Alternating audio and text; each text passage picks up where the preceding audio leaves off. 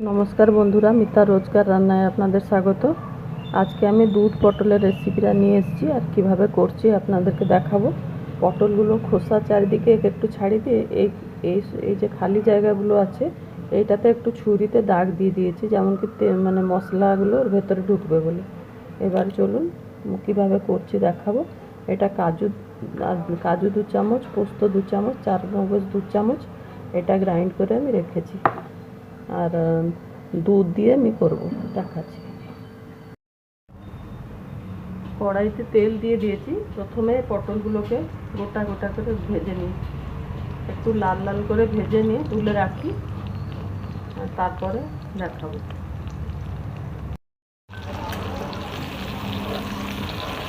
পটলগুলো ভালো করে ভাজা হয়ে গেলে এবার এতে আমি তুলে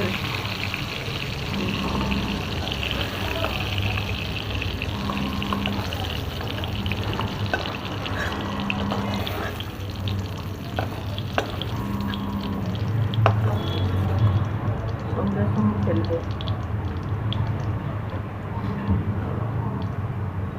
তেল তো আছে, দুটো টুকরো ডালচিনি,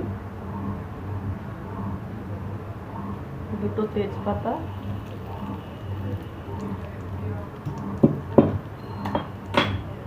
একটা ছোট্ট এলাচ দিলাম,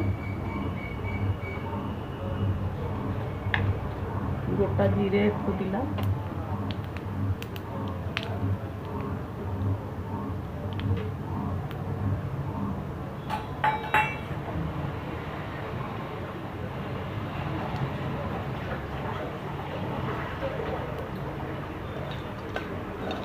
এটা একটু ভাজা হয়ে গেছে। এখন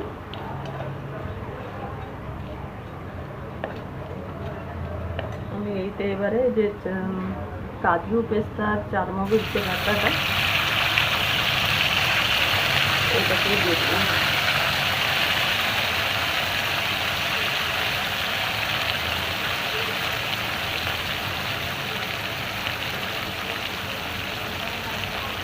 একটু জল দিয়ে দিচ্ছি, আমি তলায় লেগে যাবে না।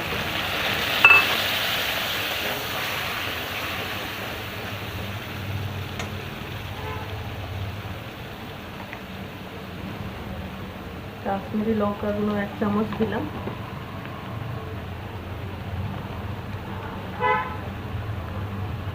হলুদ গুঁড়ো 1 চামচ দিলাম। এবারে এটাকে ভালো করে একটু কষে নেব।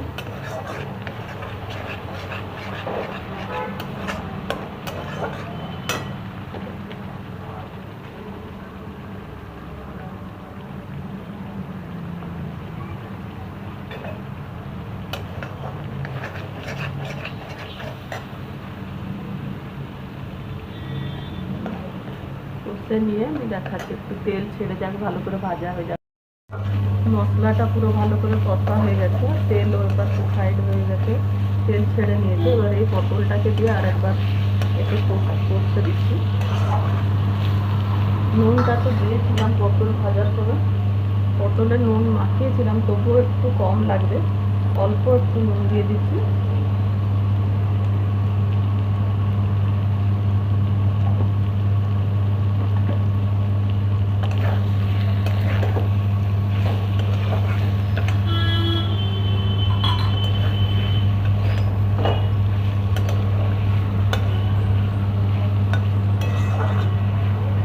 এবারে 1 কাপ দুধ দিয়ে দিচ্ছি।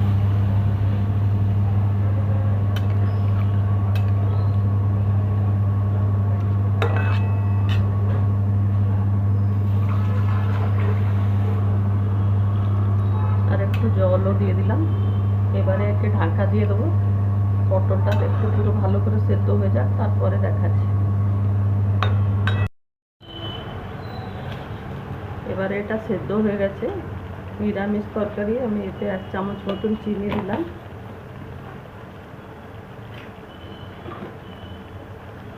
একটু কসুরি মেথি দিলাম,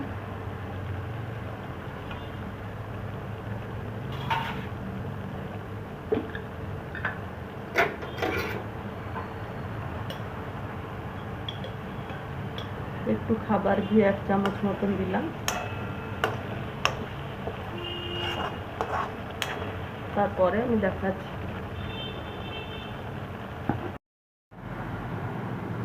আমার সম্পূর্ণ নিরামিষ দুধ পটলের তরকারিটা আমার পুরো হয়ে গেছে। যেভাবে দেখালাম ওইভাবে একবার করে খেয়ে দেখুন। ভালো লাগলে আমার চ্যানেলটাকে লাইক শেয়ার সাবস্ক্রাইব করুন। ধন্যবাদ।